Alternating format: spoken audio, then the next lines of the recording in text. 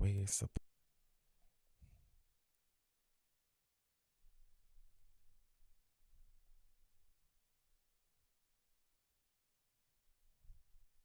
There we go. How you doing, everybody? Thank you so much for joining us on tonight. We appreciate your time. We appreciate your attention. We appreciate just you taking the time out to be with us on tonight. I always bring you stuff that will be a benefit to you, and tonight is no different. The guest that I have with us today needs no introduction to me, but she needs introduction to y'all because of all the powerful stuff that she's been doing. She is a housing advocate. She is a financial literacy coach. She has done tremendous good in the community and has tried to do tremendous good when it comes to helping our community, helping people to find housing and things of that nature. She's doing a lot of amazing things. Her name is Sharon D. Perry. Give her all your attention as she comes on. How Hello. are you doing, Miss Hello. Sharon? I am good. How are you? I'm doing well. So tell us about your company. I didn't give it. I didn't give the name of your company on purpose because I wanted you to do that. What is the name of your organization and what does it do? The name of the organization is Your Worth It Foundation, Inc. Mm-hmm. And we are a women's ministry. However, we do not only help women, we help anyone in need. The people that have been denied, ostracized, set aside, told that they cannot do it. And we believe that you can. If you want to do it, it's going to get done. And we Mm-hmm. teach financial information. We're on Mm-hmm. Mighty Networks on an app, and it's called Freedom University. Okay. And I am a housing advocate and have spoken to Mm-hmm. many, many politicians Mm-hmm. over the more than 10 years in the background. So that's why people don't know that much about me. Mm-hmm. In the background for housing, better housing, and Okay. affordable housing, more importantly. Okay. All right. So it says here on your site that you guys have fed over 900 families since 2014. Yes, Over yes. 900 families throughout 2014. That you guys have provided financial literacy. That you guys have partnered with a community mobility group Mm-hmm. um, for financial literacy and housekeeping. You've done a whole lot of stuff. Tell us why you wanted to be a advocate when it comes to housing. Well, I'm gonna try to keep it short because it's a long story. No, you don't have to keep it short. Now I want details. Don't No, worry. there's a reason why I'm saying this because the reason why I'm saying this is because this is important. Mm-hmm. And we've had conversations at church. We've had conversations. We've talked about the different things that have gone on. But a lot of people don't know about this stuff. Mm-hmm. And that's the reason why I wanted you on because I need people to know about the nitty gritty and stuff. So go ahead, go ahead, tell everything you got to tell. Go ahead. Well, I was raised in the Mhm. 305, which is Miami, Mhm. Florida.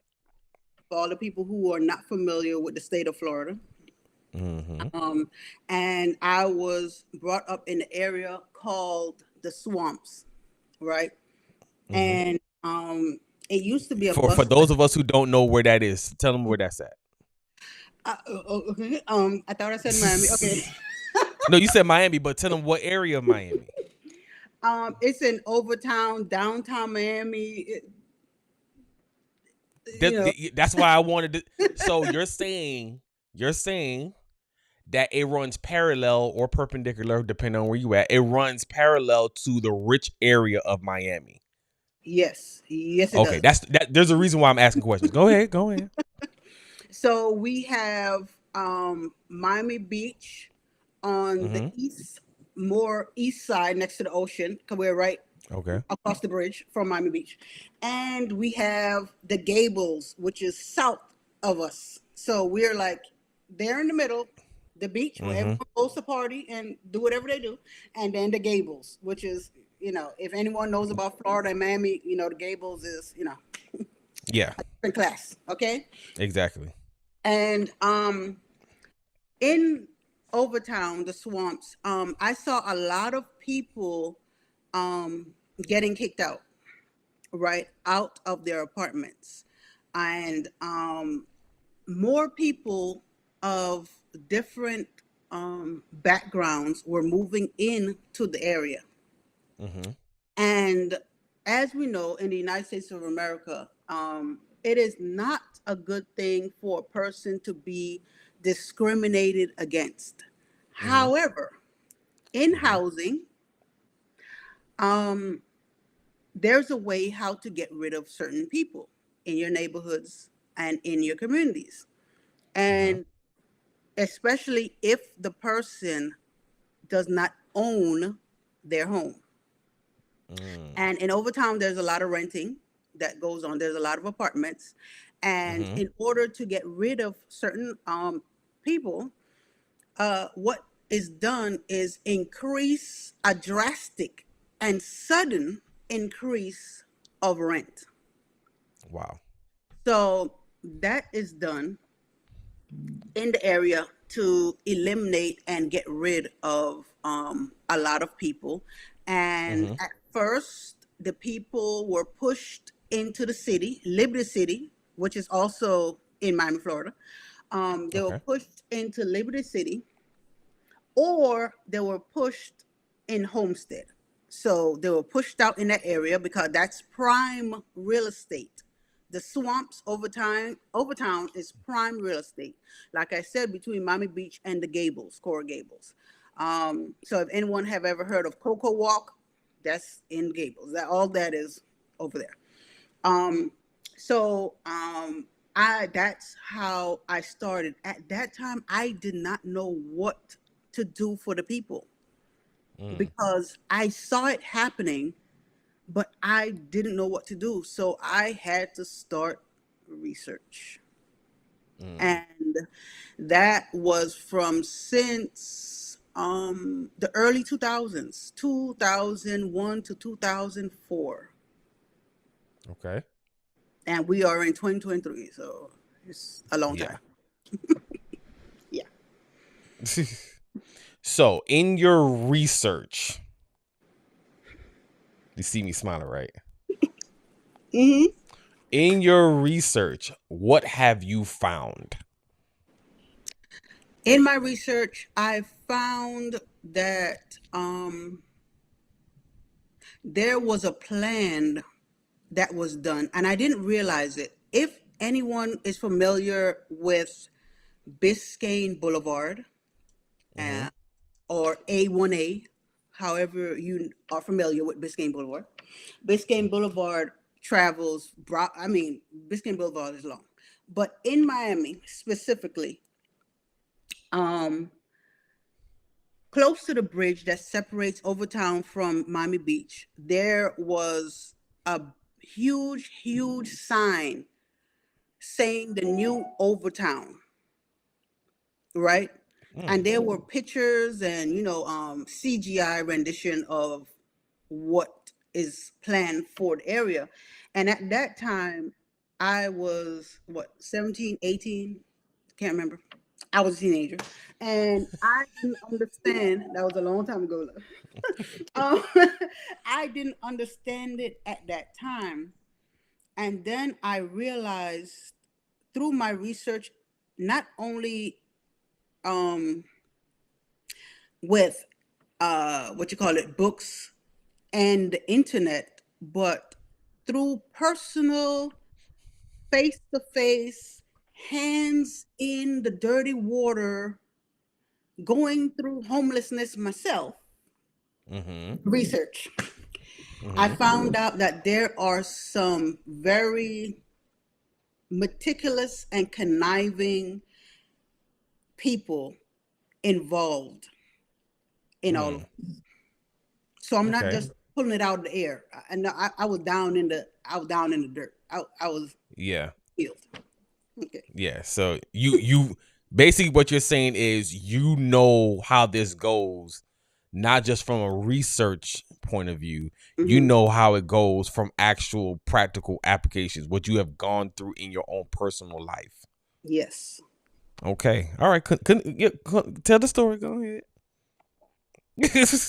Okay. So um, let me take a sip of water because this is gonna get. Yeah. Go ahead. Go ahead. Let me stretch.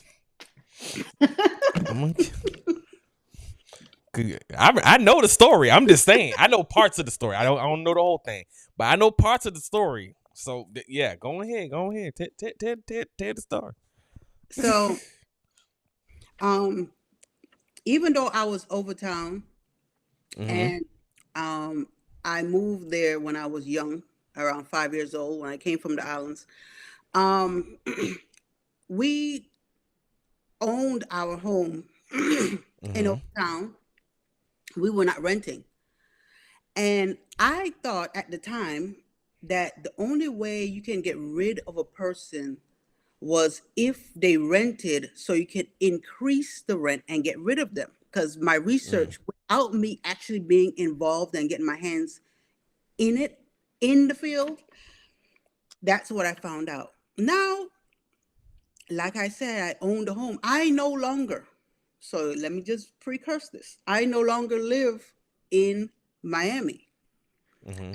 I no longer own the home because there are ways to get people out of a home. Because when a person has a large amount of money and they have access to lawyers and they have their hand in the government system, you are able to lose your, they know how to get you out of a home when they want to change neighborhoods. And why Wow. do I say this? My mom owned her home. My mom had a living will. She put me on the living will because I was taking care of my mom while she was sick and all that stuff. And my mom left the home to me, right? Mm-hmm. However, my mom was part of a first time home buyers class. Now, let me say this before I continue. When I spoke with public housing, they said that they've changed the laws, right? I don't see it in writing. And for anyone who doesn't know, I have also been in the medical field for a long time. Okay. I have been in the Oh, we was medical gonna get to field that. We was gonna get to that too. for a long period of time. And if something is not written, your words don't really hold that much weight Mm-hmm. if it's not written. So my mom left the house to me. I submitted my mom's living will Mm-hmm. to housing in Miami-Dade County, and they said that the house is non-transferable. So my mom went to the first time home buyers program in the 1900s. And 1993 to 1995 was the process Mm-hmm. of her going through the first time home buyers program. And they said that it's non transferable. So even though they had the living will, they stopped me from paying for my mom's first time home buyers program because at that time they covered a percentage of the fair market value that you purchased the house for, Mm-hmm. and the rest was covered by conventional loan through a bank. Mm-hmm. Since I was in the medical field, of course, I paid off the bank. I wired money. I paid off the bank, so the bank was good. There's no more bank, and so the only thing that was left that my mother signed for was a first time home buyer. So of course I'm going to submit the living will, submit her death certificate and everything. So of course you'll transfer it over to me because that's common sense, because all the pay stubs, all the checks have my name on it. They don't have my mom's name on it. Every Wow. check that you've received, and I used to pay my mom's mortgage 3, 4 months at a time, because Mm-hmm. houses back then were cheaper than they are now. I mean, significantly cheaper than they are now. So I would pay for her mortgage 3, 4 months, and you only saw my name on the checks, Mm-hmm. right, for a number of years. And they said that they are no longer accepting my money. And I didn't know that was a thing, that you don't accept money. I mean, I'm looking like, what? You don't accept money? But they stopped Wow. accepting my money. And so I went through to some people I knew that's in the Black Chamber, which Mm-hmm. is known, which is the Miami-Dade Chamber of Commerce, but it's also known as the Black Chamber, which are some phenomenal people that work down there at the Black Chamber. Phenomenal people. Mm-hmm.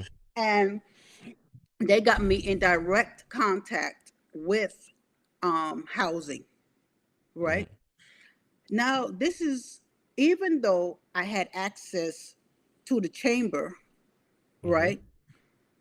There, when you go directly to the government, that's where all things, I don't curse, so I can't, I'm not gonna say don't, but everything falls apart. All heck break loose. Let me just put it when you go to the government. Um, so housing said that they cannot put my name on the house unless I am able to transfer the house in my name, right? And I went to legal aid, right? And I told legal aid, and legal aid said that they're not going to help me unless public housing add my name to the mortgage so they can just transfer it over.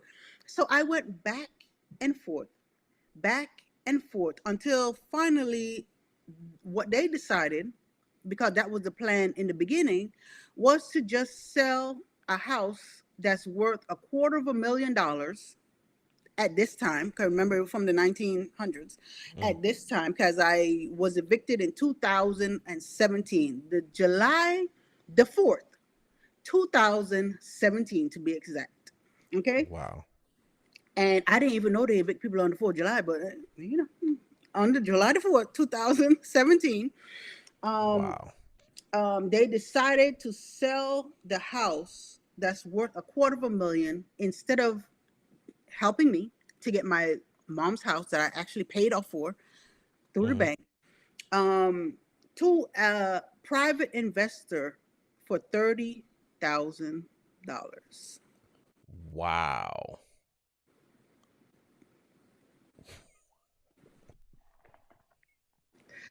For $30,000. Jesus is Lord. Yeah. Continue. So Continue. And you wonder why I wanted you to tell the truth. Go ahead. so um so that's what I'm saying. It's not only with rent. With a Mm-hmm. house, if they want you out, they will get you out of your house. Um and I'm trying to stick to my story because I saw many stories of older people getting kicked out of their house for crazy reasons. But um, so I ended up homeless, right, for 2 years and 8 months to be exact, which Mm-hmm. led me to learning finance. Now, let me say this. That's not my phone. That's an extra phone. Mm-hmm. Okay. Which lead me to say this. I was a person that, and still am a person, but taper. God told me, listen, it's good to give, but come on now, don't give to the detriment of yourself. Okay. Mm-hmm. I was a person that loved to give. I mean, give and give and give. I mean, listen, I just love giving. Mm-hmm. Now, someone would say, because let me tell you, not everyone that you see that is homeless spend all their money on things that you think that they spend, like shoes, cars. Now I Mm, didn't have a lot of cars, but listen, I could afford them, and I don't accept payments over $200. So listen, I'm also frugal. I give to people to help people, but I don't spend frivolously on material things because those things come and go. I'm not that type of person. So I ended up homeless because I love to help people. Unfortunately, to the detriment of myself. I also mm, save. However, when someone needed help, I would go in the savings to help people. mhm, So even though I was making a lot of money in the medical field, working trauma, working brain surgery, all that stuff, mhm. you have to, taper, that giving because, yeah. Facts on facts. So you were evicted on the 4th of July, 2017. You were homeless for over 2 years, right? Tell us about your experience trying to, because you said that you went through the other side of housing. You went through the other side of, uh, not just from your research, but from, actual going through experience. Mhm. Tell us what it was like when you were homeless and you were trying to find help. Tell us about that. Well, oh my goodness. Oh my goodness, we're about to expose some people. Let me stop. Okay. So, while I was homeless and trying to find help, there are a lot of people who are willing to help you. However, when these people ask you to, okay, let's say someone says, if you do this, then you can get that. There's a if and then situation, right? Mm-hmm. Um, so with two instances, it was required because we ended up in a women's shelter, right? Mm-hmm. And it was required to save money Okay. because a shelter is a temporary place for you to get back on your feet, Mm-hmm. right? So their requirement was if you can save, then we will help you get into a place. So we would pay first, last, and security for you to get into a place to live. Mm-hmm. However, I found out because I'm a person that saves money and I learned saving principles while being homeless. Um, Mm-hmm. I found out that when you actually save, we were in the shelter for the 8 months. So the 2 years was not in the shelter. We were only in the shelter for 8 months, right? So Mm-hmm. in the shelter for 8 months, we were able to save over $10,000 because I was still working in the medical field, right? Mm-hmm. I mean, I was able to save over $10,000. Now, remember, I said there was an if and then situation, Mm-hmm. and Hold on. Before you continue, I want to point out something. I want to point out something in your story. mhm, You just said you were in a shelter and working in the medical field. mhm, So people who have experienced homelessness aren't the media portrayed, oh, they're just ghetto, they're just this, they're just that, they don't take care of their finances, they don't, they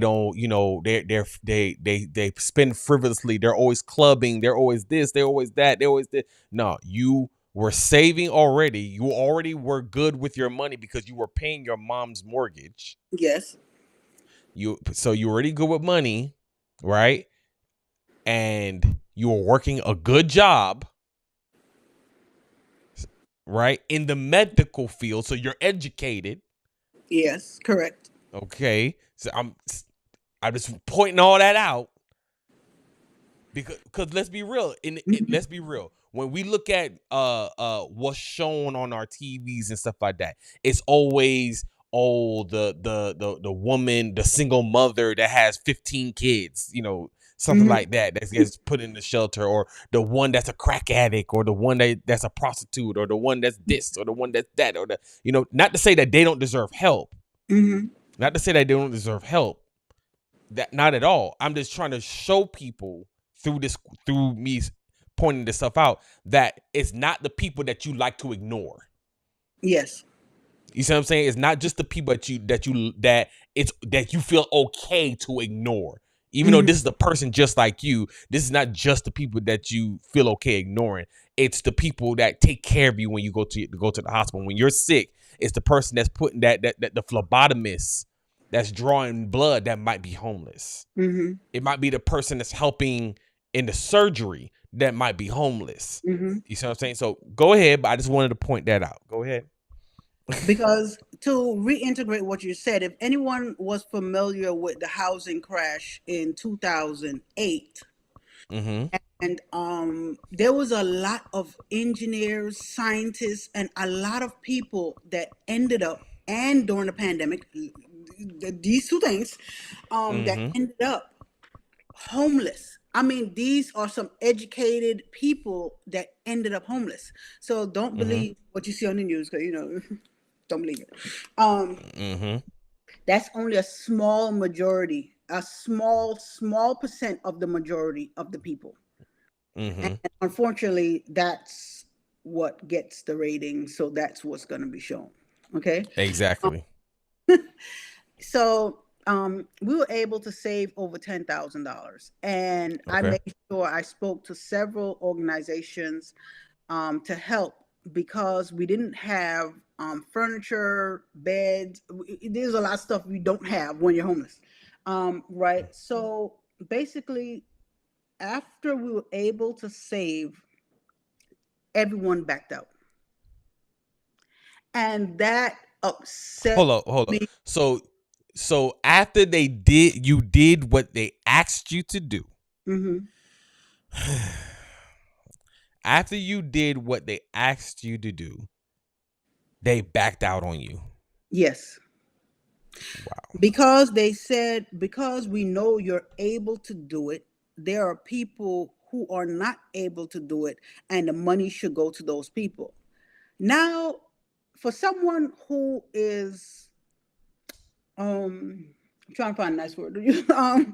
For someone who is, uh, the best word I come is ignorant. Someone who is ignorant would say, "Oh, that is a good idea." It's not, Mm-hmm. because you are feeding a problem that Mm-hmm. exists. And I'm saying this because, like I said, I was 8 months in a shelter.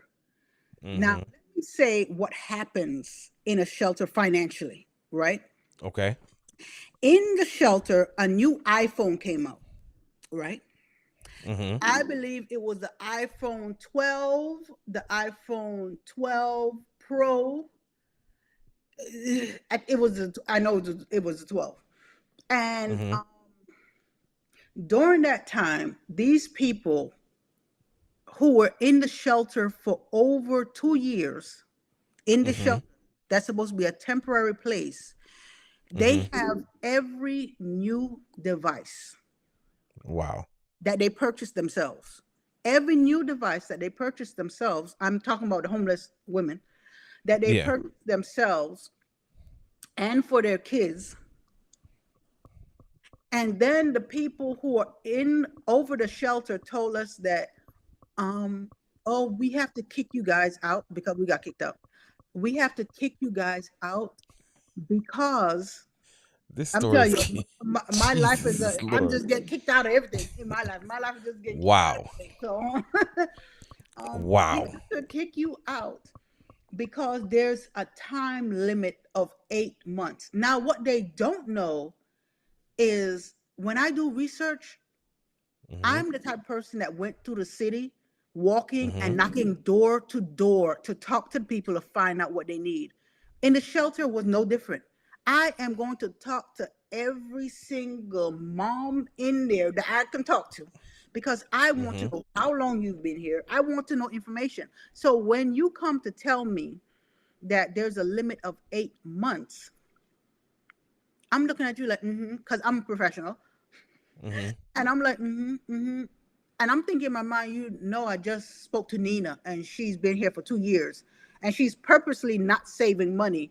Because if a person decides to get even a little leg up, their food stamp is cut off, they can't feed their children. If they're on the Section 8 voucher list, it's going to get cut. Wow. They're going to be pushed back on the list. So basically, you say you want to solve a problem, but you're feeding the problem. How does that work? Tell me, how do you shoot yourself in the foot and you say you want to heal? How do you do that? Yeah. And so these women are in there for years in this shelter. Mm-hmm. And because I did what you asked me to do, because when I fell and people that I helped realized that I fell, most of them, not all of them, most of them kicked me to the side. So the help that I was giving was not returned to me. So I had to depend on God. Listen, when you say you had to hold on to God's unchanging hand, listen, you got to hold on. Listen, because all help is not there for you. Wow. So I was able to save, because once you tell a family like, oh, you got that house yet? No, I don't have the house yet. I'm homeless. Oh, well, I'll call you later. So, Wow. so you're able to save money, and you come to a realization that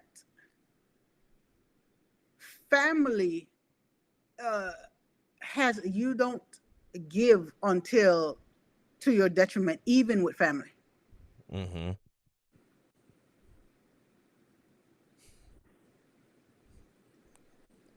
Even with Amen. Amen. Shando. Ika. Because it really doesn't. It's one thing when when the person genuinely doesn't have it to give back. That's one thing. It's a whole other thing when the person's clearly doing very well, and it's like, really, this what we're doing? Yeah. This what we're doing. So yeah, Most of the I time, God brought definitely. strangers. Most of the time, God brought strangers. Mm-hmm. Most of the time. And the people that I personally knew that could help me, when they were able to help me, they helped. Mm-hmm. Mm-hmm. And I'm so thankful for those people, because then I know who the people who are really for me, Mm-hmm. that's supposed to be there. And all the people are supposed to be, You know how Jesus had his 3 inner circle, but he He had had the 12 inner circle, disciples. and then he had the inner circle. Yeah, so Yeah. yeah, He had the inner circle and then the inner circle. Yeah. you can be part of the 120, but the 12, yeah, Yeah. Yeah. you're not gonna get to the 3, but Yeah. the 120 over there. You can be the 120. Yeah. Yeah, I feel you on that one. Yeah, definitely understand. So okay, so I can relate a little too well. Yeah. You're speaking Christine's language right now. You're speaking Christine's language. So all right.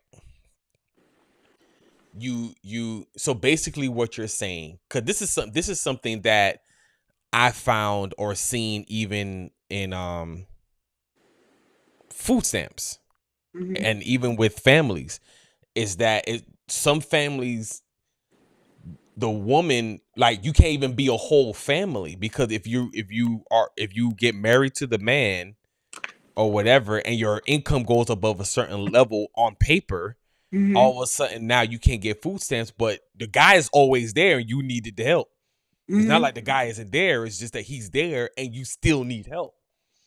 You know what I'm saying? So it's like, it's almost like the system is designed to keep you handicapped. You know what Is it reminds me of? You know what it reminds me of? Remember, and it's funny because this is the scripture that uh the church was based on. It's Acts chapter 3, Mhm. when they used to carry the man to the gate called Beautiful so he can beg for alms, right? And it's like they want to keep you at the gate. Mhm. You know what I'm saying? To keep you begging for alms instead of you getting to the point where you're healed and you're able to be self-sufficient. They Mhm. would rather keep you begging for alms. Now, I want to ask you, why do you think that is? Like, what benefit does the government get from you being dependent on it? The benefit for the government, for you being dependent, is that you're going to be in a position of unable to free yourself. We're supposed to be in the land of the free, right? Mm-hmm.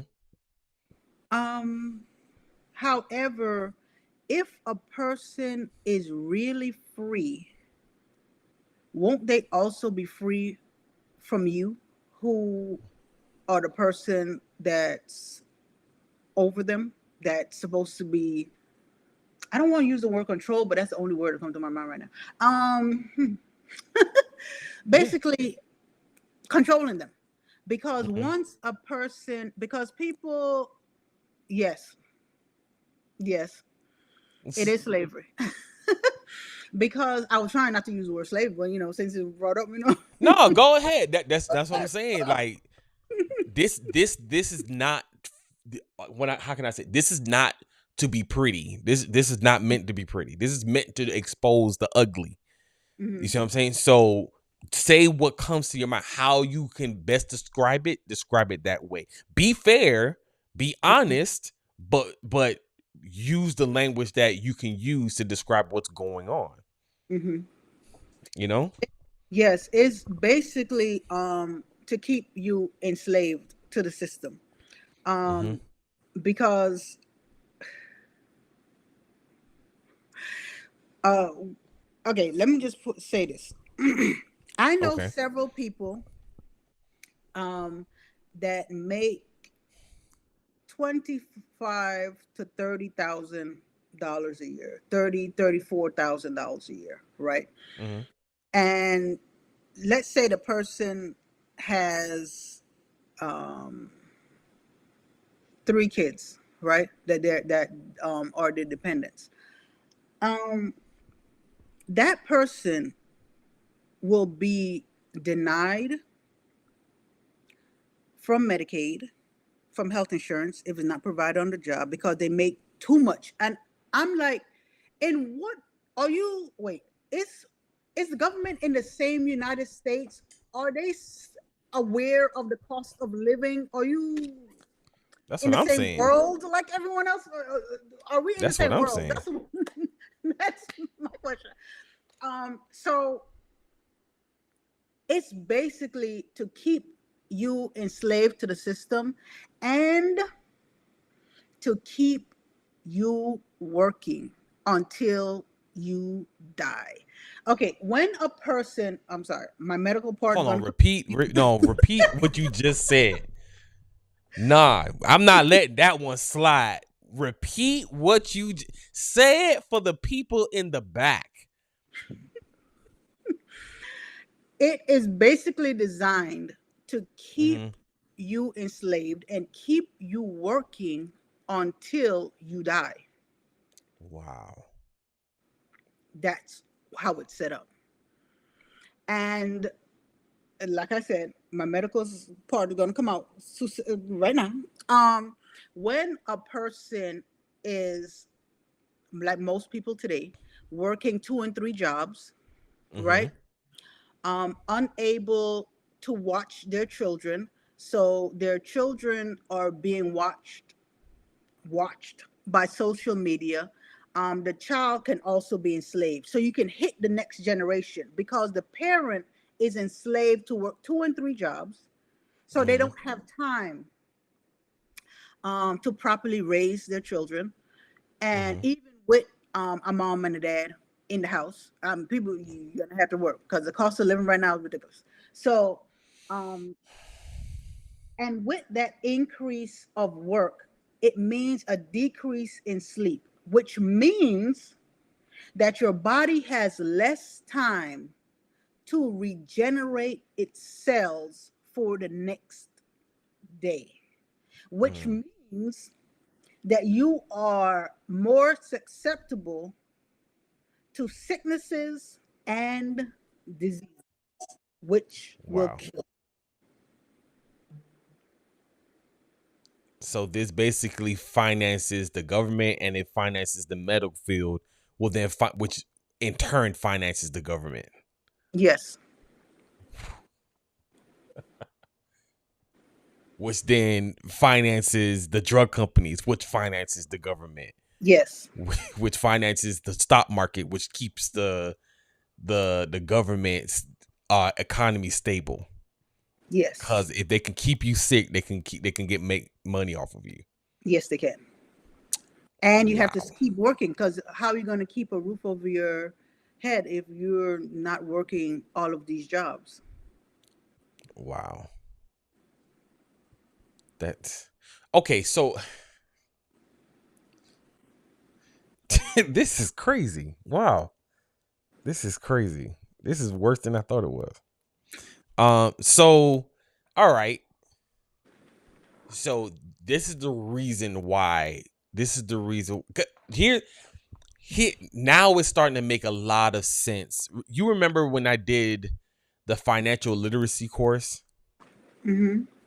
I think that was back in what 2016, something like that. It was a while. 2015, 2016. Mhm. It was a minute ago.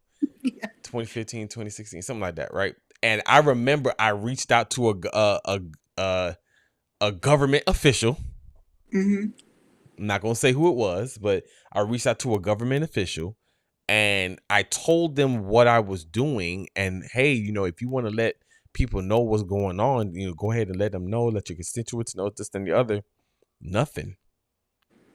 Nothing. When I told them what I was trying to do, they was like, "Oh, we don't have money to find a place for you to have." And I was like, "I already got the place. I'm not worried about that." You know what I'm saying? I was just letting you know so you could let people know around you. And they was like, "Okay, all right." Never heard from them. I actually asked for information so that I can volunteer, Mm-hmm. so that we can volunteer in the community and all that kind of stuff. I said, "Can you send me your newsletter or whatever it is that shares information?" And they said, "Yeah, okay." And asked me from then till now if I got that newsletter type of thing. So it kind of lets me know, man, this is sad. One thing that I've studied, the idol named Baal. Mm-hmm. Um that religious mind frame. I mean, I was studying I think it was First Kings chapter 17 and 18. I think it's when I was studying that, it said that the worship of Baal was based around power. It was based around having power. So basically when you worship Baals, when you worship power, when you worship having these seats and these places to where you can lord over people. And it seems like America has been worshiping Baal for a very long time. It may not have been called Baal, Mm-hmm. you know what I'm saying, may not have been called that particular name, but we've been worshiping Baal for a very long time. And it looks like Ashtaroth is making her head known too, because Mm-hmm. all this stuff with the LGBTQ, Yeah, with that's right. transgender, with hypersexuality, all this type of stuff, it seems like this is something that's reoccurring in our society, and it's scary.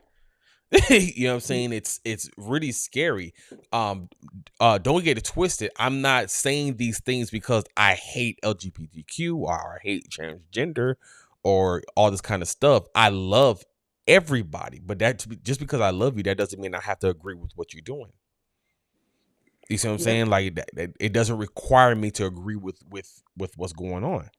Mm-hmm. Um, Just sad. So, okay. So how in that finding yourself in that situation where you've been in a shelter for 8 months, you did what they asked you to do.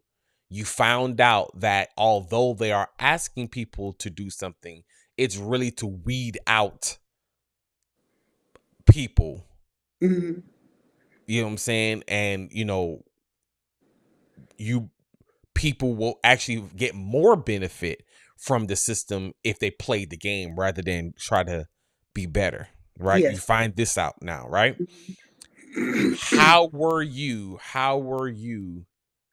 okay, first I want you to describe the feeling that you had when you got kicked out, and then I want you to describe what you started to do in order to get yourself out of that situation, because you're not homeless now.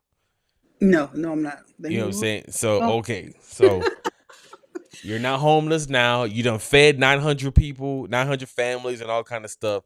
You are far from where you were, right? So God is good, right? So, but describe the feeling of that feeling of when you come to this realization of how the system is set up, and then what you started to do to dig yourself out of that hole. A hole, by the way, that you didn't even dig. Let's call it like my girl just said on here. She put on the comments, call a spade a spade. Let's Mm-hmm. call it a spade a spade. This was not a hole that you dug. Mm-hmm. It Yeah. wasn't a hole. This wasn't, and I say that I want to point that out because people have a nasty habit of being very insensitive to situations that they feel will never happen to them. Mm-hmm. You see what I'm saying? But I want to make it clear this can happen to you. Yes. Yes, it can. You could be in a good job, making good money, saving money, good with money, all kind of stuff, and still find yourself on the street and find it hard to get someplace because of all the money you need to come up with just to get a place. Mm-hmm. You see what I'm saying? So describe the feeling of where you were in that situation, when you find yourself in that situation, and what you started to do to get yourself out. Um. Well, I was upset. I was angry. I was disappointed. I was frustrated. I was annoyed, and more importantly, I was anxious to Mm-hmm. find a place because Mm-hmm. when I mean, it's one thing to get evicted out of your family home, but then get Mm-hmm. evicted out of a shelter too. I'm looking like, okay, now. Exactly. um, to the point that I was put under so much pressure to get us um, out of that situation that I started looking frantically for a house to rent, right? Mm-hmm. And to the point where I money got stolen from us. Almost $4,000. Mm-hmm. Um, so I was under a lot of pressure. I had to find a place like yesterday type of thing, and Mm. it put me in a situation that I just had to find a place to move like right away, and that led to 4,000, almost $4,000 being stolen from us. Like I Mm-hmm. said, we had over 10, so we still have more money, but no one wants to lose almost $4,000 now. No one wants to do Exactly. that. But $4,000 still $4,000. yes, yes. Um, and it put me in a quest to find out how I can help people for real. Um, it put me on a road to find out how to really help people, because even though the government, the politicians, and don't get me wrong, a lot of politicians go in with the right mindset. Mm-hmm. However, because they do not have the time because a lot of them are kept really busy. They're running up and down like chickens with their heads cut off. A lot of them Mm-hmm. who have the heart to help people. They keep them busy for a reason. And the Wow. people, the politicians that have nothing to do, they just be sitting down with their feet up. Those are the corrupt ones. Even though at some Wow. point they did have a genuine heart to help people, but they found out that the pushback is so severe that it's better to give into the system. Just like the homeless women in the shelter. No Wow. one is above giving in. When there's enough pressure applied, either you come out like gold, or but most people fold. Wow. So, okay, I really want you to repeat that. I'm gonna tell a story, but I want you to repeat what you just said about how there are some politicians that do want to do right. Start from Mm. there. I want you to repeat that part. Oh, I don't remember every word, but okay. No, this you don't have to say it verbatim, but just I want you to kind of say that again. There's a lot of politicians that are out there who wants to do right. Because I know, Mm-hmm. and I specifically know a couple of them who want to do right. However, they are kept extremely, extremely busy. They are running up and down, up and down, up and down, up and down. So they don't have that kind of time to delve into stuff the way how someone like me have that time to delve into stuff. Now, the Mm-hmm. politicians who have all that free time, um, at some point, a lot of them had that heart that they wanted to help. Mm-hmm. However, because of the pushback of the system, Mm-hmm. they folded, they gave in, and they become corrupt. Wow. Wow. The reason why I wanted to repeat that, I wanted you to repeat that, is because I took the time and I got I forgot the name of Barack Obama's book, where he detailed his run for his seats in Chicago. Excuse me. And he detailed his run for president and the stuff that he went through while he was president, Mhm. right? And one of the things that he said, because we have a nasty habit of beating up on people Mhm. who want to do the right thing, like you just said, who want to do the right thing. You know what I'm saying? And we're like, oh, they didn't do this, they didn't do that. And I'm not saying this for Barack Obama because, he's Barack Obama. He's my forever president.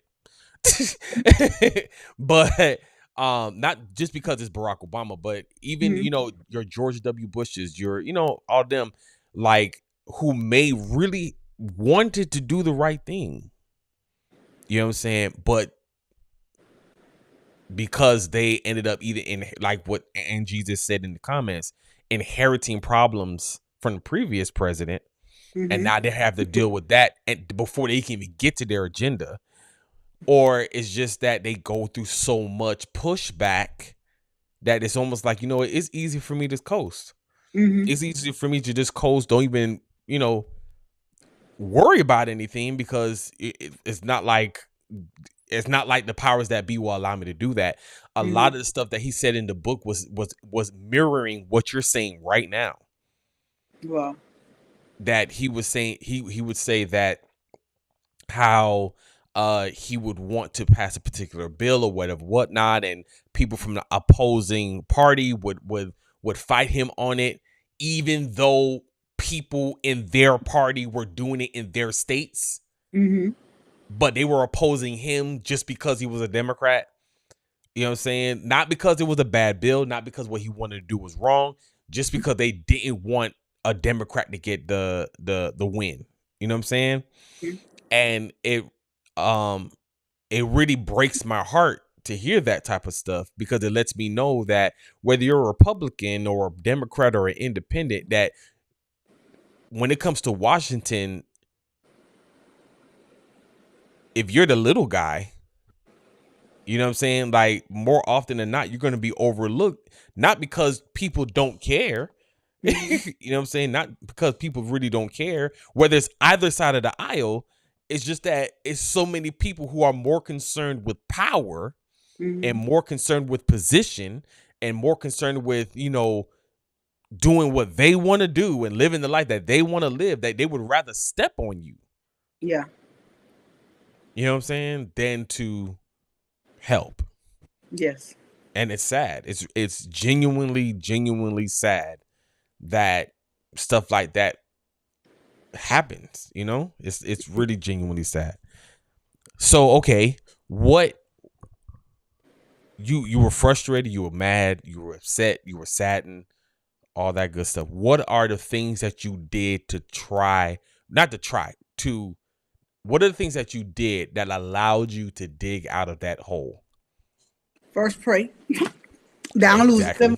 Exactly. Pray. Uh, um, not only that, but I had to implement some biblical strategies.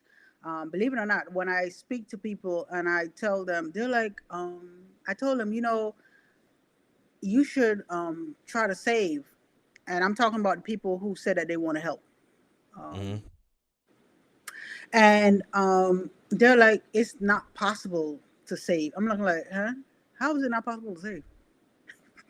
It doesn't Mm-hmm. make sense. Um, I had to implement some biblical principles. Um, So hold for on, not to cut you off, example, but that is something very powerful in what you're saying, right? There's something very powerful in what you're saying. You said I prayed. You first prayed, and then you said I implemented biblical principles.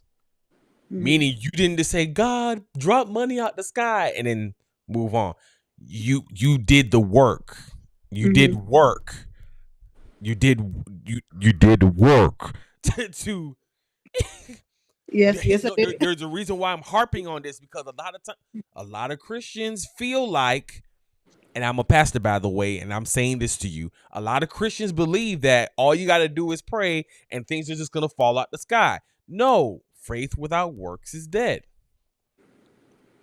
If you're not doing what it takes to receive that miracle, what what do you expect to happen? You have to do the work. So that's why I'm reiterating. So savings, the person said, is impossible to save. Go. Um, and she said it was impossible to save. And I Mm-hmm. said, it is possible to save because I started saving with 8 cents and it ended up to $10,000. You While started home, saving with 8 cents, 8 cents. and that 8 cents grew to $10,000 because Yes, you were consistent. yes. Mm-hmm. While homeless. Continue. Preach. Uh-huh. While homeless. Mm-hmm. And then I always try to speak to people because I just want people to be free. Mm-hmm. Listen, the pushback from the system is so heavy. There are many times I want to give up, and then when I see someone doing something like shooting their own self in the foot, I'm looking at Mm-hmm. now. You try to turn away, but then your heart pulls, and then your whole body Yeah. turns. I can't let it go. Yeah. And they were like, the rich people say that you're supposed to save 20%. I said, do you realize that that's from the Bible? It's a biblical principle. And they're like, wait, saving is in the Bible? I said, yes, it is. Lord, I someone confirmed it for me. Thank you. Thank you. Thank you. I appreciate it. And I have to tell them, listen, even God had to tell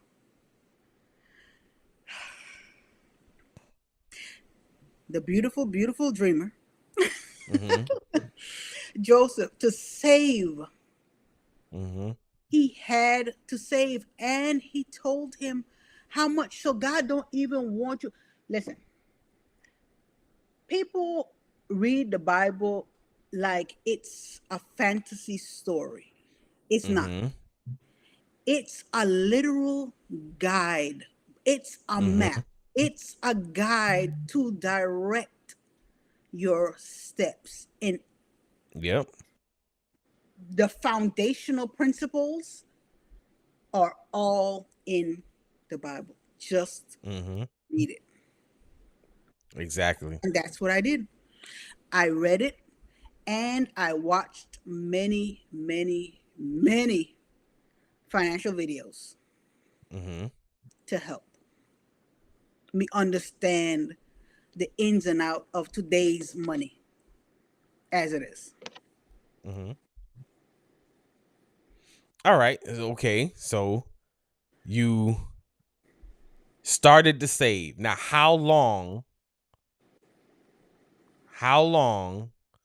did it take for you to amass that $10,000? For the $10,000, I was homeless. So it took 8 months. It took 8 months. Okay. So after that, I'm not asking for your bank account, because 1, 2, 3, 4, 5, 6. you know what I'm saying? You know what I'm saying?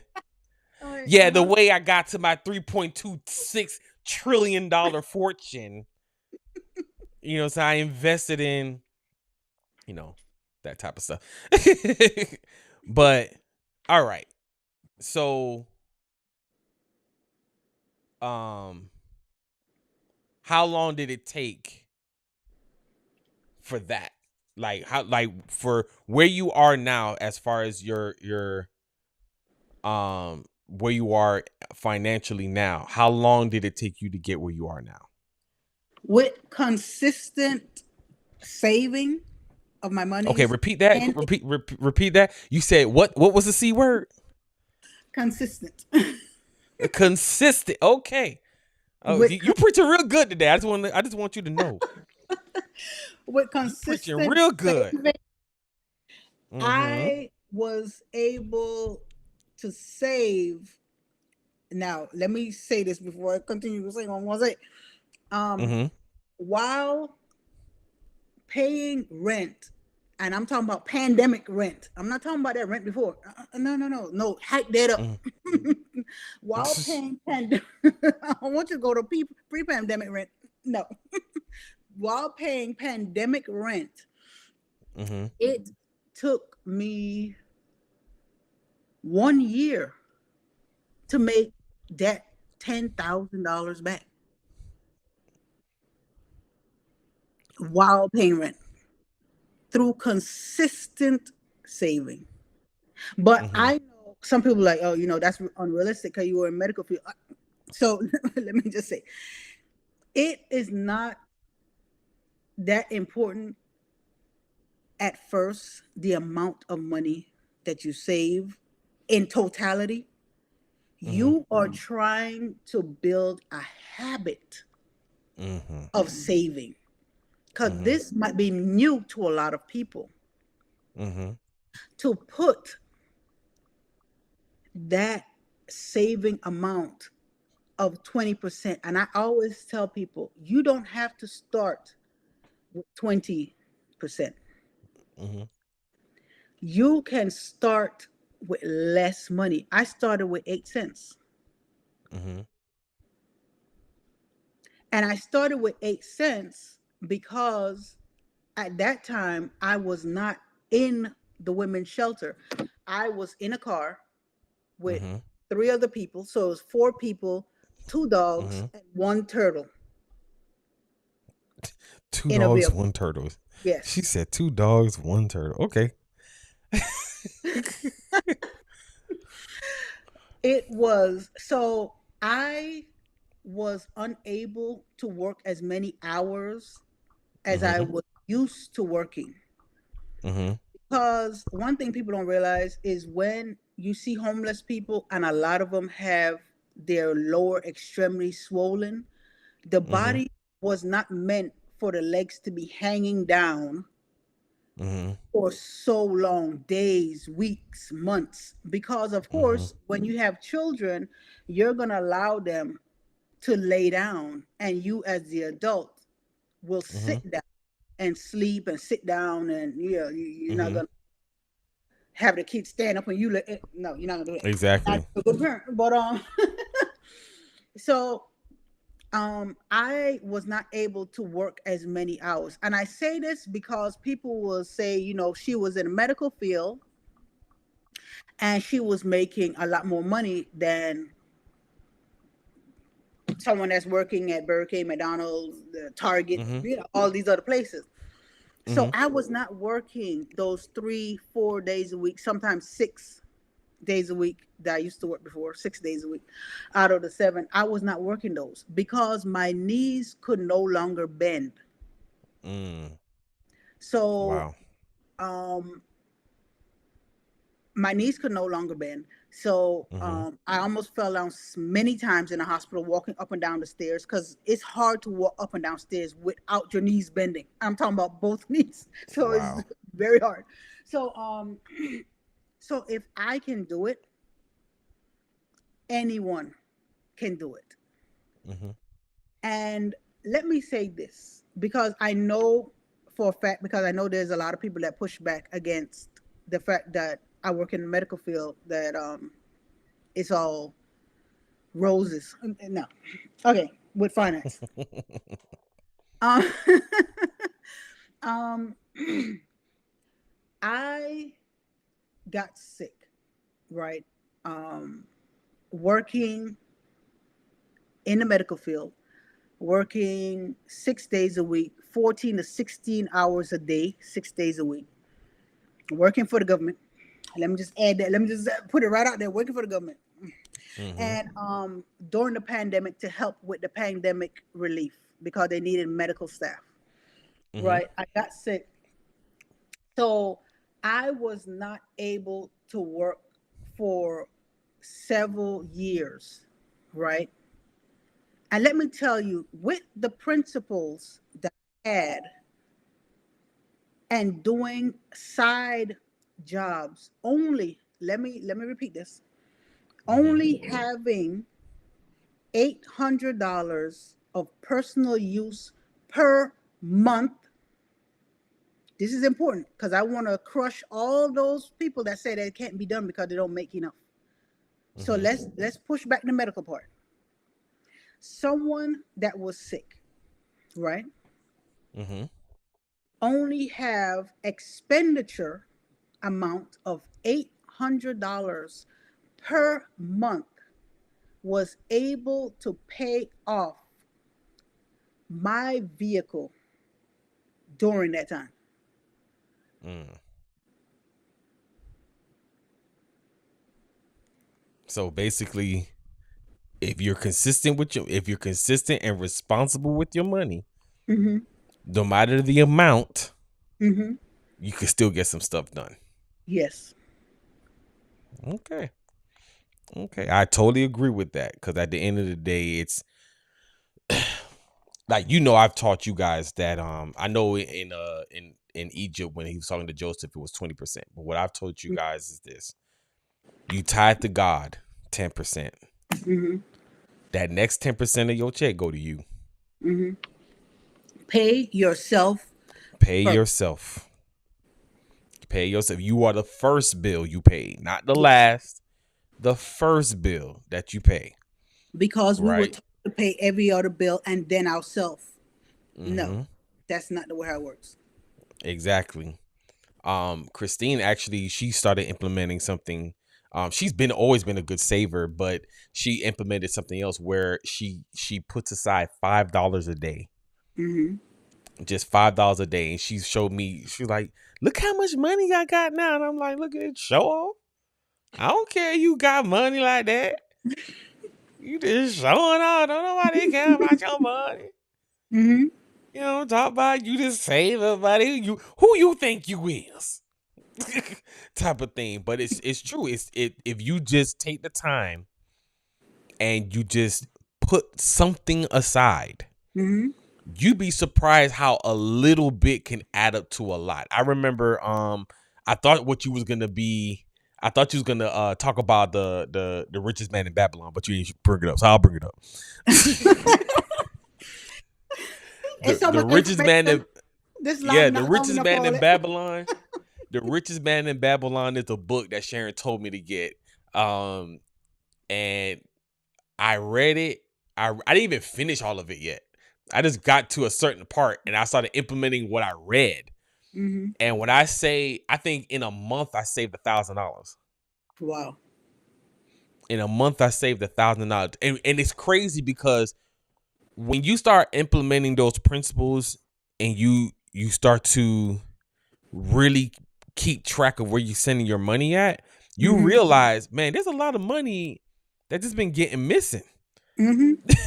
And it's all because you're not quantifying your expenditures. You're not quantifying what you actually have to pay.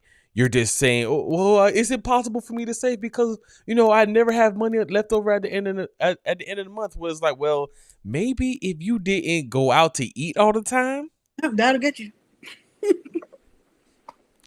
that $20 per meal.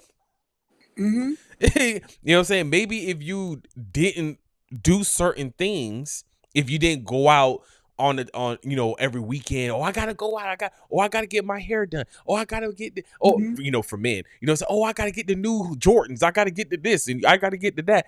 It's like, well, maybe if you weren't doing that, Mm-hmm. maybe you could save some money. Yep. You know what I'm saying? One thing that is so beautiful, and I'm so thankful for you to put me onto that book. Right. One thing I'm so thankful for is now when I don't have money, it's not because I don't have money.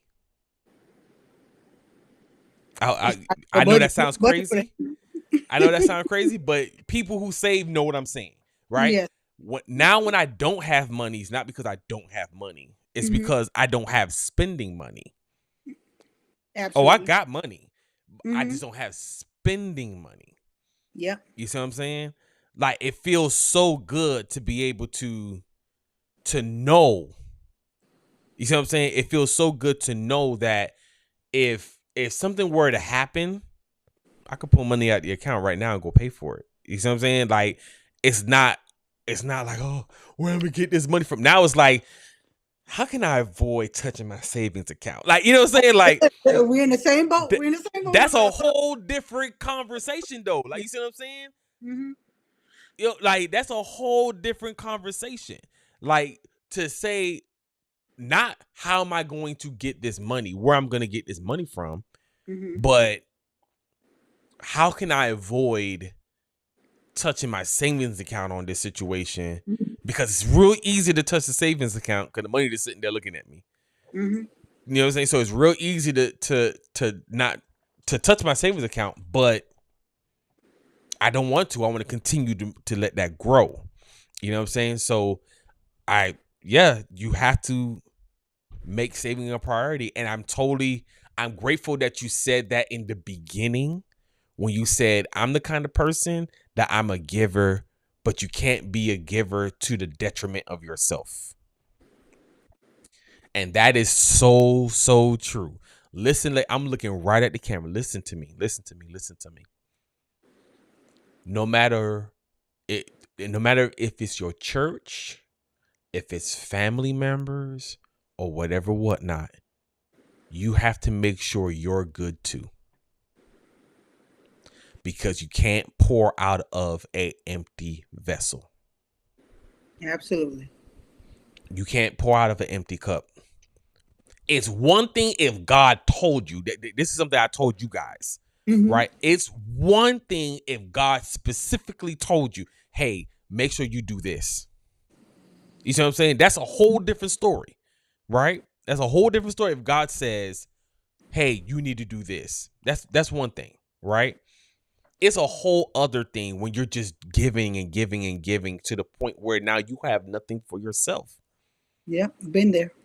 And that's not God's intent at all. Listen to me, y'all. This is a pastor telling you this. right? This is a pastor telling you this. You are not supposed to be giving to the point where you're broke. You're not supposed to be giving to the point to where you're broke, where you have no food in your house, you can't put gas in your car, you can't do nothing. That's not God's intention, right? Am I saying that you're not supposed to be tithing? No, that's not what I'm saying. But what I am saying is it shouldn't hurt to tithe. It shouldn't hurt to tithe. If you are implementing what Sharon is saying, you're implementing these principles that's in the Bible. That's in the Bible, right? Trust me, it won't hurt to tithe. Because you got money in the bank. If you have your money structured, you'll know, oh, okay, I got XYZ amount of dollars left over, if I want to go to the movies or something. Yeah. Right. You know what I'm saying? But it shouldn't be to the point where you're hurting yourself to do anything. It shouldn't be like that, y'all. It shouldn't be like that. It shouldn't be like that, y'all. So okay, so you started with 8 cents. Yes. The number of new beginnings. 8. Absolutely. You started with 8 cents. Right? You started with 8 cents. That 8 cents over 8 months grew to $10,000. Yes. You lost $5,000. Right? You lost the $5,000. 4,000 through Yeah, through the fraud. Right? You lost $5,000. You had to use more money to get an actual place. I had to use all the money to get a place. All the money. Yeah. And was able to go back. Was able to reamass money around the same amount of money a year later, which means the principle works. It works. If you implement the principle works. Right? Yeah. Okay. So we're just solidifying this, right? And then on top of that, because you continued to implement those principles, right? During the pandemic, when work was kind of scarce, you were able to pay off your car. Yes. So that gets rid of a lot of excuses that people have. Remember, I wasn't working because I had got sick. Yeah. No, that's why I'm bringing that up. That's why I'm bringing that up. That's why I'm bringing it, because that removes a lot of excuses. It removes a lot of excuses as to, why is it that you're in this situation? No. If you implement, you are a living testimony that if you implement God's word, the word works. Absolutely. And not just parts of the Bible, not just nitpicking, but actually implementing the whole scriptures. Like, okay, and this is something that, because, tell the truth, shame the devil, right? Right? Okay. Absolutely. You exposed the housing, I'm going to expose the church. Right? You expose housing, I'm going to expose the church. Unfortunately, in the church, and I do understand, not every pastor. What you said about politicians is the same thing about pastors. A lot of pastors go into ministry with the right intentions. They want to help people. They want to do the right thing. They want to see the kingdom of God going forward. But then the pressures of ministry happen, right? And then they begin to preach not what God told them, but they begin to preach the needs of the church, of the local body. And because of that, what has happened is that preachers are preaching giving. They're preaching faith in regards to giving. Like, they're not preaching faith as in, if you walk by faith and not by sight, that you can accomplish this, you can accomplish your goals, you can accomplish da. But they're preaching faith when it comes to giving. And that preaching, that hyper teaching, and when I say that, I mean, like that overexertion, that overemphasis on giving has put such a bad taste in the mouths of believers. Hmm. You see what I'm saying? Because of the fact that they feel like, okay, the only thing that God cares about is my money. And then then what ends up happening is either you, it's like three things that happen. It's either you begin to read the Bible for yourself, which is what you're supposed to be doing anyway. Yep. Either you begin to read the Bible for yourself and you understand, okay, God is bigger than just my finances. This is how I get out of this financial rut. This is how I grow in these particular areas and whatever, whatnot. One. Two, you don't read the Bible for yourself and you continue to only listen to your pastor, which is why a lot of people become stagnated because all they're hearing about is faith giving, Hmm. or you get turned off from church and you walk away from God. Yeah. And that's the problem. That's a problem. At the end of the day, in church, you're supposed to be learning about God and everything that he has taught us to have a better life. Because the Bible said that Jesus said, I came that you may have life and that more abundantly. Right? So it's God wants us to have an abundant life. Right? Hmm. But you need to get taught in all these different areas in order to have an abundant life. Yes. You see what I'm saying? And it's through these biblical principles that you're talking about, that you're saying that you implemented in your life, that you become free. Yes. You see what I'm saying? From the system that is designed to keep you bound. Absolutely. That it's very much designed to keep you bound, right? I brought up earlier, if you notice, I brought up earlier the families, about how I've seen families. You're talking about housing from the standpoint, or you're talking about the system as it pertains to housing, but this same system is the same system that rips apart. I don't want to say minority. I would rather say disenfranchised persons, because white people experience this stuff too. It's real easy to say black, white, black, Hispanic, immigrant people are the ones that's experiencing this, but no, there's a lot of poor white people that's experiencing this stuff too. Yeah. You know what I'm saying? And the reason why they're so angry, and the reason why they can be galvanized by a person like Donald Trump. Yeah, I said it. The reason why they can be galvanized by a person like Donald Trump is because of the fact that when you hear people's politics, it's never talking about them. Let's be real about that. Let's be real about the situation. It's never talking about them. They feel overlooked and unheard.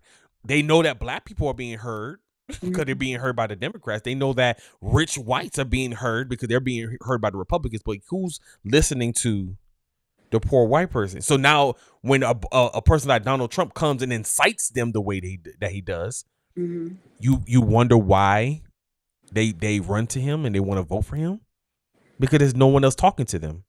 You see what I'm saying?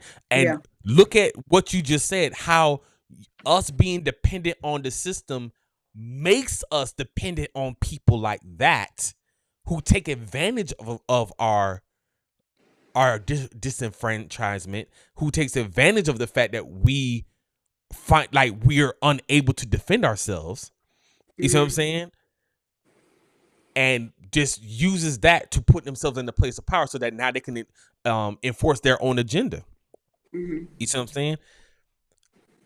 What I'm gathering from you today is that these particular principles work, that these particular principles get you free, which is what the Bible tells us it's supposed to do. You see what I'm saying? That you were able to literally dig yourself out of a rut that you didn't even put on yourself, that the system put you in. That the system put you in, but you were able to get free from it through the implementation of the word of God. Yes. Amen. Amen. So Tell us about your financial literacy course. What days do you have that class so that people can join and learn what you taught, what got you out? So Freedom University is on the Mighty Network app, and it is a self-directed course, meaning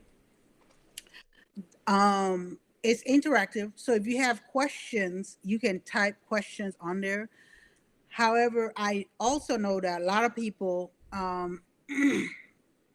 have multiple jobs, and not Mm-hmm. everyone can meet at the same time. That's why I set it up the way how I have all the books listed, including The Richest Man in Babylon, and many other Mm-hmm. books. So it is, some books there, and Mm-hmm.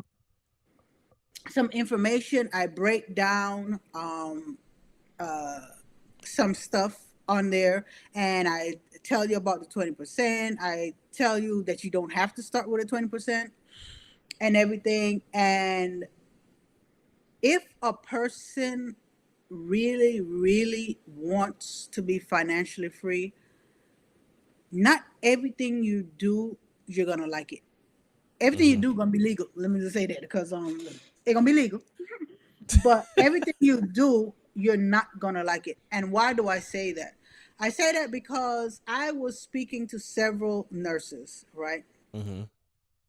And they were complaining during the pandemic that the rents are too high. Mm-hmm. And so I told them, instead of looking to rent by yourself a whole entire house, you have several options. One of the options is the most important. Find someone that wants to be financially free also, that's driven, because the person needs to want to be financially free, because it's very hard to work with someone who's not on the same page with you. Very hard. Mm-hmm. Okay. And the people who have family with houses and they still have your room, because a lot of times when children move out, not all the time they make it into whatever the parents make the room into when they children leave, whatever they make it Yeah. in. A lot of times, if you have that option, you can go back home. Mm-hmm. Now, I realize with telling people just that little bit without going any further than that, Mm-hmm. that a lot of people will rather be poor than sucking up the pride that they have and going back home. Now, I'm not talking about people who came from abusive homes. I'm not talking about those type of people. No, you find another person that wants to be financially free, and you get a place together, Mm-hmm. and everything like that. But I'm talking about the people who don't come from that type of background, Mm-hmm. and go back in your room, in your mom's house. Yes, you're under your parents' roof, so yes, there'll be rules.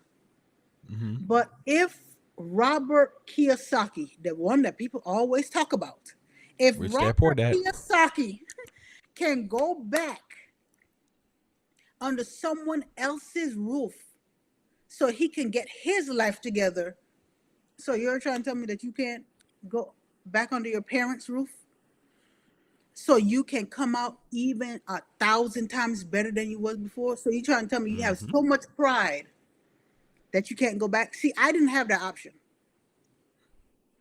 I had God. But so a lot of people still have their parents who Mm-hmm. live in places. And so, and a lot of times, um, parents will work with you, especially if you have that type of parents that Mm-hmm. still have your room available. And even if your room not available, trust me, if they could see you again and you weren't a pain, I'm gonna say next. Say that again for the kids in the back. If you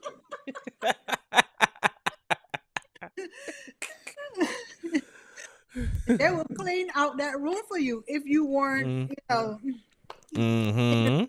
um, and what parent don't want to see their child come out better than even they were? Who does True. that? And they were like, I'm telling you, I get a lot of pushback from that. Mm. Oh, I don't want to hear this person talking about my day was so long at work. So you trying to tell me you can't spend a couple minutes? You could tell me about how long your day was alone. I'm saving my coins and putting. Okay, what happened? Exactly. What, Tell me what about happened in your day? Tell me about it. it. Okay. I'll get the glasses and all. I'll get the glasses, Okay. the notepad. Because there are worse things out there than someone telling you, you know, I had a difficult day. And Mm-hmm. sometimes we have to work with people. I understand everyone wants their own roof and their own Mm-hmm. space. Mm-hmm. However, sometimes we have to work with other people Mm-hmm. to get that dream, to get it moving. Facts on facts. So okay, so the financial literacy course it's called Freedom University, right? Yes, Freedom University. it's Make on sure I my. spelled that right. And it's on the Mighty Networks, putting that on the Mighty Networks app, Yes, right? So Freedom University that can be found on the Mighty Networks app, and it's a right? directed course that you It's can a interact. self-directed course. So take your time. Don't rush over the books because you need to Mm-hmm. implement the principle. Don't rush like you're reading a fantasy story. Don't do it. Don't. Take your time. That's why it's a self-directed course. Mm-hmm. And honestly, if you actually get into those books, you won't be able to just rush through them. Mm-hmm. It's too much information. It's way too much. And your website is yourworthitfoundation.org Yes. or yourworthitfoundation.org. Putting that up on the thing. Yourworthitfoundation.org. All right. So there was one more thing I wanted to ask you. While you're thinking, let Go me just ahead. say, as it pertains to housing, um, I need people to check on their older family members if you talk to them and they own a home. I'm saying Mm. this seriously right now because I was going to do some deals on some real estate, and I found out this is specific. This specific house is happening in other states also. However, I'm going to talk about this one specific in Miami. In Miami, Mm-hmm. the politicians talk about affordable housing, right? The inflation Mm-hmm. rate went up to 8.7%. And now we all know that rent went way higher than 8.7%. I mean, some people charging 200, 300, 400. They just the sky's the limit with the how much they charge. And Mm-hmm. I at first didn't understand that a lot of these people who are renting out these houses have to increase the rent. Not all of them. Some it's greed. It's greed behind a lot of it. Okay, let me just put that out there. Mm-hmm. In Miami, a lot of the houses, their taxes. I'm talking about houses that's already paid off for with the bank. Mm-hmm. Their taxes were 2,000, 1,800, $1,700. Do you Mm-hmm. know how much these people tax went up to? That these older folks are losing their already paid off home. The How much? taxes went from 1,800 to the next year $15,000. And when the government said that they want affordable housing, in my mind, I said these people are blatantly lying or they are the most ignorant individuals that I know. Inflation rate went up 8%. How do you get what math are you mathing with? And I have to say it like Exactly. that. That Okay, I understand that you had to pay for police, you had to pay for the fire, you have to pay the firemen I'm talking about. You have to pay Mm-hmm. for all the schools in that district, and you know all the stuff that you pay for when you look at your tax paperwork. Mm-hmm. How are you gonna come from 1,800 to $15,000? What type of 8%? And I actually know some people who work in these areas that's public service, and I'm like, Mm-hmm. wait, did your pay go up 100%? And everybody looking like, what? Oh, my pay went up 100%? Mm-hmm. Because apparently your pay had to go up in order for this justification of this tax for this real estate property going from 1,800 to $15,000 to for a senior citizen, most on fixed income, who thought they owned their home and they were settling down, getting ready to pass the home off to family members because they're much older, Mm-hmm. and now they're homeless. I literally watched a Wow. lady homeless in a car. She's in her 70s. Wow. So That's scary. when people say they want affordable housing, I'm just looking at them because when I come to them with the solutions, they tell me it can't work. Oh, no, it can work. Because I found with the leading of God, one man that does it that I'm aware of Mm-hmm. right now at this point. He does it and he makes a profit. And you know what he doesn't do? Charge astronomical rents, and he still makes a profit because he had the heart Mm. for affordable housing. Wow. And everyone tells me it can't be done. Okay, hold on. I'm That's not where I stressing wanted to this out. go. I'm not talking. You Wait, reminded how me. many times we have? I don't want to stress this out. 'Cause I got all night, but everybody need to. Look, man, you see the people in the comments, they like, hold up, what? That's the reason why I wanted to do. So I want you to delve into that. Delve into the people that you've talked to, the strategies that you've come up with, the people that you've talked to, but they still told you, nah, that won't work. Nah, this and the third. Nah, I want you to dive into that so they can see what's going on. Wait, what part? Because you actually a whole lot there. What angle you want me to? Let's start with the people that you talked to in regards to the strategies that you've gleaned from the word of God in as it pertains to affordable housing and helping people out. Let's talk about that. Like, who have you spoken to and what were their reactions to what you said? Okay. I have spoken to public housing. Mm-hmm. I have spoken in Miami-Dade County. I have spoken to she's now a mayor Mm-hmm. in Miami-Dade County, so you'll know exactly who I'm talking to. Um, Mm-hmm. she's now a mayor in Miami-Dade County. I've spoken to some nonprofits in Broward County. Uh, I've spoken to so many people. I've spoken to a lot of politicians, a lot. And I've spoken to some real estate investors. And because the strategies that God have led me to are not the status quo, they said it Mm-hmm. cannot be done. And I'm like, it can be done. And for example, this man, his company is called One Stop Housing.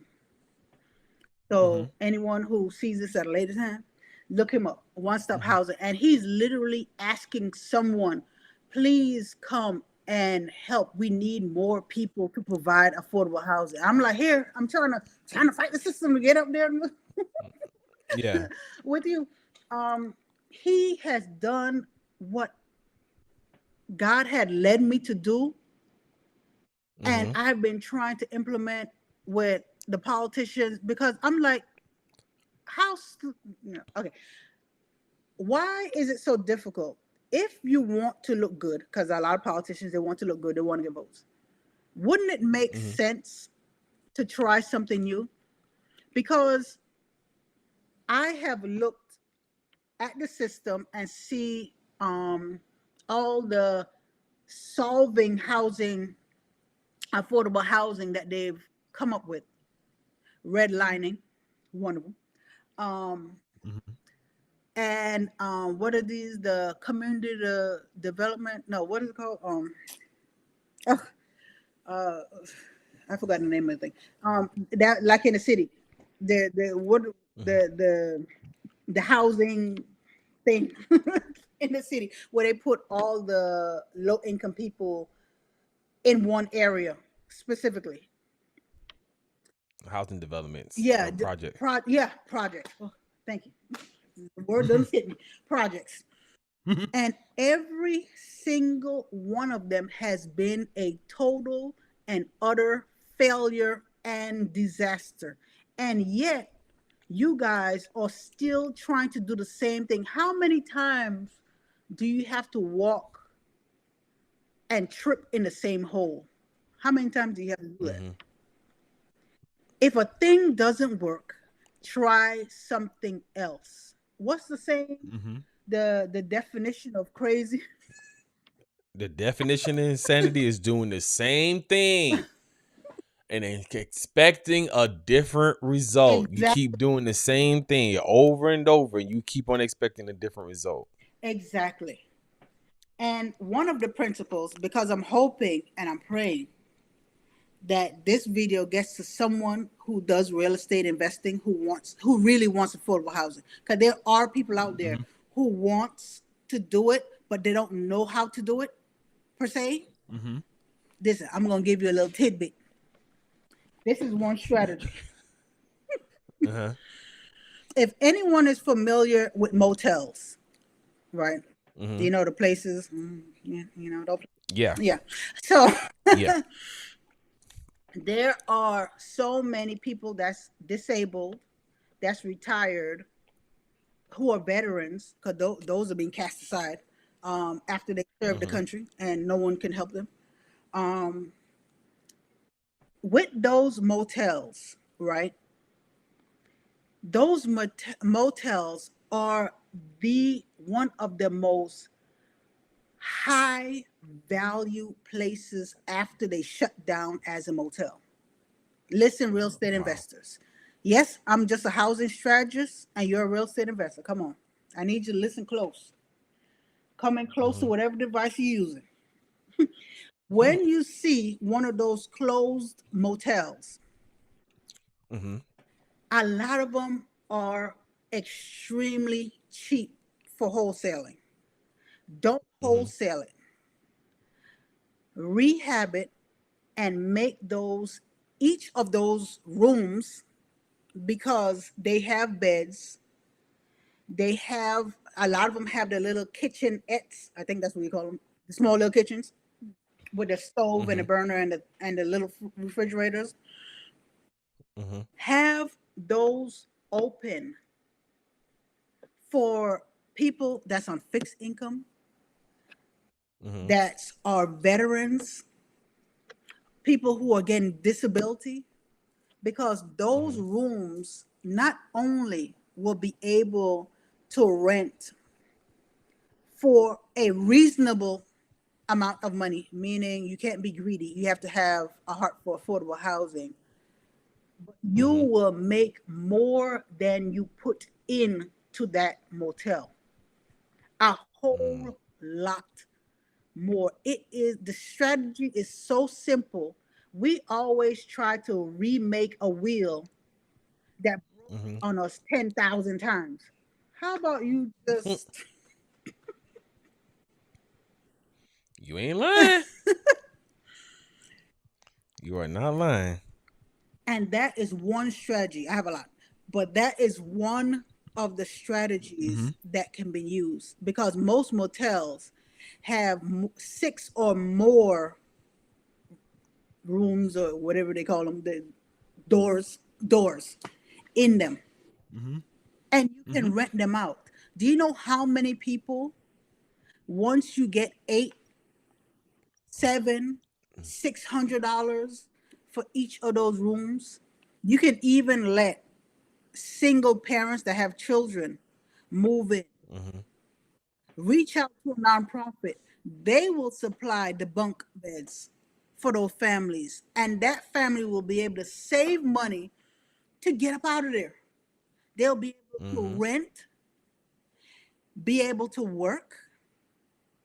If you really want to do affordable housing, the whole thing is encompassed together. You cannot Mm-hmm. separate finance from affordable housing from caring for people. Mm-hmm. They cannot be separated. I totally agree with that. I totally agree with you. You can't remove the love for people Mm-hmm. out of. But the moment you do that, it becomes all about greed, all about money, and that's when the scripture comes in. The love of money is the root of all evil. That's when you start to see a lot of evil, dastardly things happening because you don't love people no more. You know what I'm saying? It's all about the money now and stuff like that. Um, but yeah. So yeah, I'm not gonna hold you much longer. I don't took too much of your time. Let people know where they can find you at. Well, you can find me mostly on my website, which is Mm-hmm. yourworthitfoundation.org. And Mm-hmm. yourworthitfoundation.org has a link to our course. Your Worth It Foundation has a link to everything else. Everything else is linked from yourworthitfoundation.org. Okay. And All right. And you're sorry. go ahead. Go ahead. Go ahead. Go ahead. Go Also, ahead. Go ahead. if anyone knows anyone who really wants to do affordable housing, Mm-hmm. listen, we got the strategies. One person can't do it. It needs a team to get it done. Mm-hmm.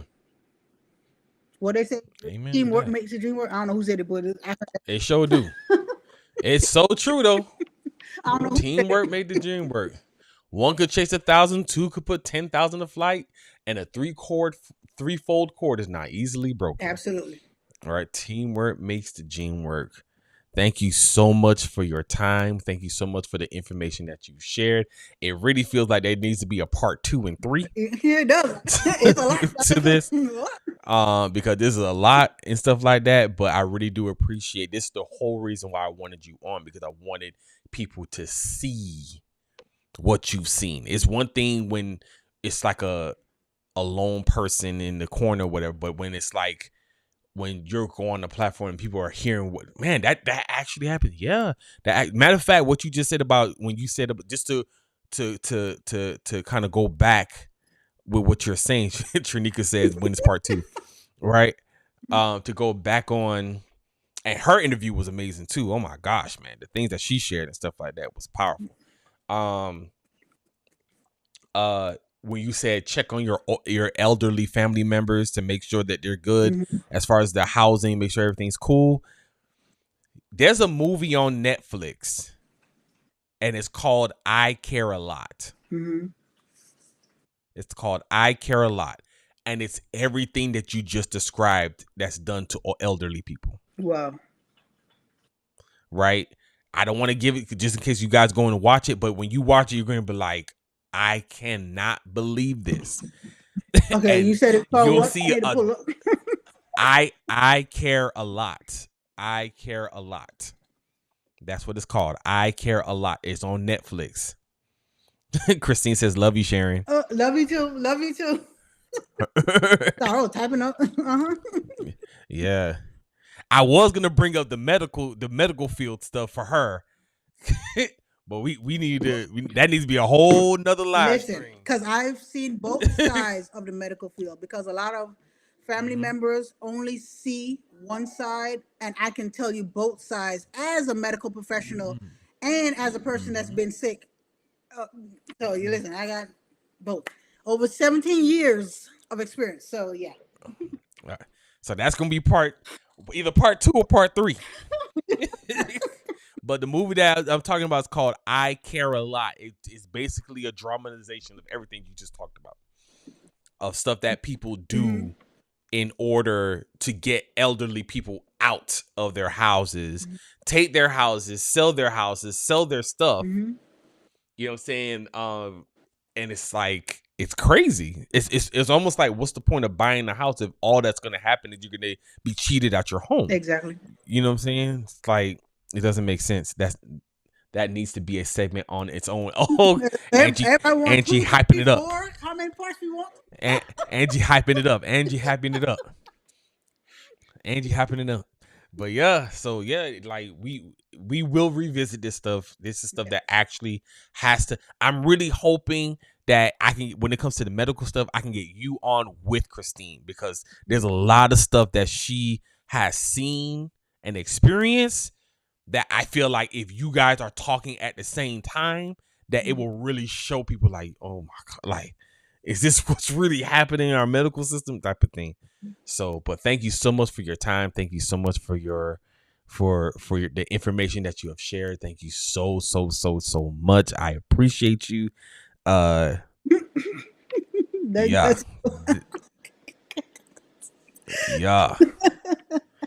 Yeah. That was. Just let me know if you want me back, because you know I love talking about finance, housing, health. Yeah, I know. And that's something that I really want to do too. I want to bring you on just to talk about financial principles too. You know what I'm saying? Just strictly financial principles to help people out, because this is the stuff that people need. You know what I'm saying? That's the reason why I started doing interviews, is because people need to hear about stuff outside of a church setting. Because at the end of the day, God is the God of all. Jehovah's not just God of church. You know what I'm saying? He's not just the God of the goose pimple. You know what I'm saying? He's not the God of preaching. He's the God of all. You know what I'm saying? And until we invite him into every area of our life, then how can we experience the true Zoe, the abundant life of God, if we're only restricting him to the four walls of the church? Well, the only time I've experienced God is in church. Well, that's your fault, because you didn't put God in every other area. Put God in your relationships. Put God in your marriage. You know what I'm saying? Put God on your job. Put God, you know what I'm saying? Put God everywhere. And that's the reason why I want to talk about stuff like this.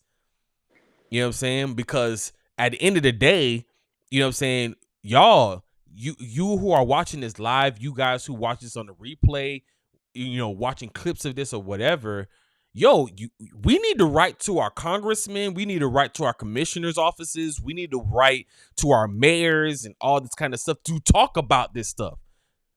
You know what I'm saying? Because as long as we're silent about it, they're cool. Yeah. As long as there's nobody watching it, they're cool. We need to have kingdom representatives in these meetings so that the kingdom can be represented. You know what I'm saying? So that we can talk about, hey, no, that's not right. That's not cool. Why is this being allowed? Type of stuff, you know? You know, we need to do that. We need to like learn how to write these letters, write these emails and all kind of stuff, and begin to bombard these offices so that these people know we're watching you. And we vote. You better check the track record, bruh. I vote. So, you know what I'm saying? In order to keep my vote or in order to get my vote, you need to make sure that you're doing what you're supposed to be doing, you know? So, yeah. So, thank you so much for your time. You know, I already done got 2 hours. I'm not going to hold you much longer. Thank you so much, Sharon D. Perry. Y'all, please go to yourworthitfoundation.org. The web address is on the screen. You have no excuses. Go to yourworthitfoundation.org. Look up the literacy course, the financial literacy courses. I am a testimony of that, the fact that it works. You know what I'm saying? I implemented what she talked about, and right now I pretty much own stock in almost every company that I use. So if it's a Sony, if it's Apple, if it's whatever, I own some stock into that type of thing. I can honestly say, if I go into Apple, I can say, you know, you work for me. Type of thing. You know what I'm saying? These principles work. I am a testimony of that. Go to her website. Go ahead and follow her on Instagram at Sharon D. Perry, at Sharon D. Perry. Follow the Your Worth It Foundation Facebook page and Instagram page. Be on the lookout for the things that they're doing. I am a personal witness that they have fed the homeless. They have clothed the homeless. They have done housing advocacy. They have done different courses and stuff like that to help out the community. These are the real deals. People keep on saying that they don't see Christians, they don't see the church doing anything. Well, Your Worth It Foundation is a ministry that is doing something. All right. So make sure that you are connecting with them. Donate to what they got going on. We cannot say as the church, we cannot say, oh, why is nothing changing if we're not doing anything to help the change happen? Exactly. You know what I'm saying? So make sure that you're donating to what they got going on. Matter of fact, give them your Zelle, give them your Cash App, whatever it is, give it to them right now. No. We use our website because we don't want people's information, so it goes directly through PayPal. We don't want any personal information. Go on the website because they being super honorable. They don't even want to know who you is. You know what I'm saying? So go to Your Worth It Foundation, donate through PayPal. You know PayPal is a super secure way to do transactions. So you know it's safe. You know you're not gonna lose anything. You know what I'm saying? Donate to what they got going on. I'm telling you, God will bless you for supporting this particular ministry because they are actually doing something. They're not just talking about it, they're being about it. I can tell you from eyewitness accounts, they are actually doing something. All right. So donate to them. All right. I love you guys. Thank you so much, Ms. Sharon. Love y'all. I appreciate your time. Part 2 is on the way.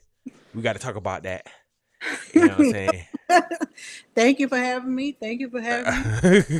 All right, y'all. Y'all be blessed. Take care.